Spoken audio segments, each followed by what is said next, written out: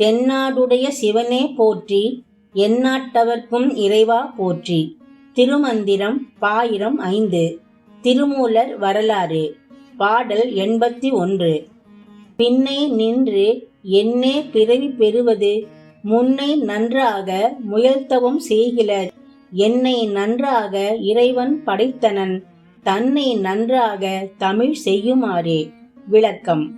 இறைவனை அடைய வேண்டும் என்ற ஆசையில் தாமாக முயன்று தவங்கள் செய்யாமல் வாழ்க்கையை வீணே கடத்துபவர்கள் மீண்டும் மீண்டும் பிறவி எடுத்துக்கொண்டே இருக்கின்றார்கள்.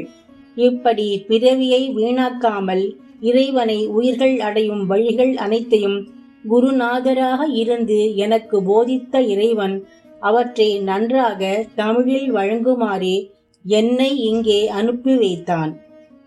திருச்சிற்றம்பலம்.